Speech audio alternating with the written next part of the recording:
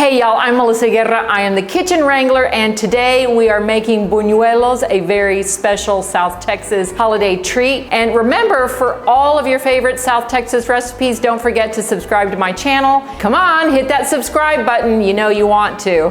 Buñuelos are one of the quintessential offerings here along the border, and it is fried dough at its finest. You know, there's fried dough all over the world, but this is our version, and it is so good. You make buñuelos out of uncooked flour tortilla dough, and you make them almost like a flour tortilla, but then you fry it, you coat it in sugar, and it's just all kinds of good. So if you're ready, I'm ready. Let's get started on those buñuelos. This is not a recipe for the casual cook, the weekend baker, a beginner. This is a recipe for experienced cooks. Make sure that you're wearing proper clothing, and please make sure that you're wearing shoes, because if any of this frying fat gets on you, it's gonna be a long story to tell when you get to the hospital.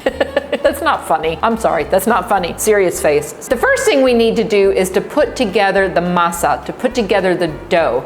And I like to use a scale to weigh the flour and the fat. We need 1/4 kilo of shortening to 1 kilo of flour. Now, if you check the recipe on my blog, of course, I have it in cups, just like we do in standard measurements here in the United States. But I really do like using a scale, a little bit more of a European technique, weighing out all the ingredients for a baked good. It's just a little bit more reliable. Usually when I make flour tortillas, I don't use baking powder, but for the buñuelos, we definitely are, because it gives the dough just a little bit of lift, and it makes all those really crunchy little bubbles that I like so much. We're gonna add a little bit of baking powder and some salt. Once you have all the dried ingredients together, we need some warm water. Don't add all of the water at once, just add a little bit at a time and keep stirring, and then eventually you'll want to knead the dough, and it'll come together. Once it's in a cohesive mass, then you know that you have the right amount of water in it. Now, I want to show you my hack for making really good buñuelos or flour tortillas. With dough that's made out of regular flour, it always does well to relax for a little bit. I usually do better if I relax for a little bit, so it just goes to reason that our tortilla dough would like to relax as well. I'm gonna let the tortilla dough rest for about 2 hours. Now, if you're in a hurry or you're multitasking, you can always just cover the dough and put it in the refrigerator overnight. I usually just leave it on the countertop for a couple of hours. Before you roll out your buñuelos, you need to portion out the masa, and I usually make something called a textal. And a textal is sort of like a patty. The middle of it is very thin, and you can press it with your fingers, and then the outside is thicker. This is another hack that will help you roll a more round buñuelo. Use plenty of flour on the surface to roll out your buñuelo.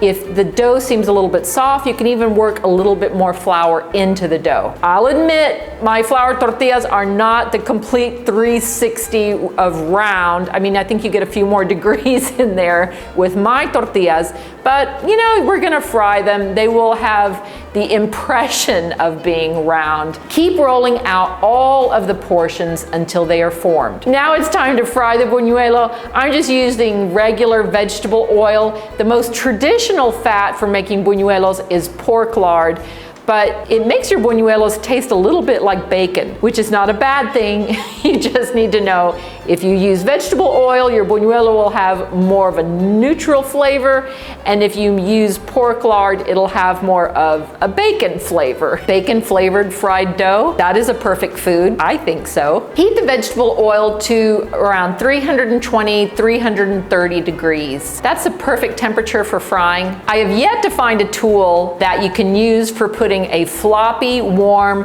flour tortilla into a hot skillet of fat. So you have to use your hands. That's why I'm saying that this is for advanced cooks.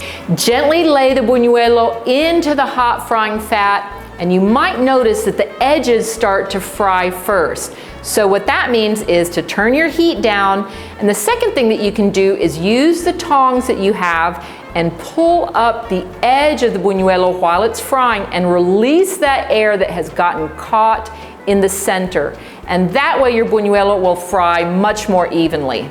There's no limit as to how many times you can turn the buñuelo, but I recommend not to turn them more than twice. You want to keep those bubbles nice and crispy, and you want the buñuelo to be fluffy. Once the buñuelo is golden brown, lift it up with the tongs and let it drain vertically back into the pan. Then simply take it out and place it in a heat-proof pan that has been lined with paper towels. Once all your buñuelos are fried, now it's time to coat them with sugar. I never measure this. I usually just add cinnamon sugar to a heat-proof dish, and while the buñuelos are still warm, I'm going to spoon that cinnamon sugar over the top. Oh, it's so good. These are so good. And these will keep for a while. Of course, you're going to want to eat them all immediately, but you can save them for a few days. Make sure to put them in an airtight container once they have completely cooled. Well, thank you so much for joining me here today, and I hope you subscribe to my channel where you can get all of the great recipes from South Texas here along the border. And you know, if you have any requests, you can message me at help@kitchenwrangler.com, or you can message me on Twitter, through YouTube, through Facebook, through TikTok,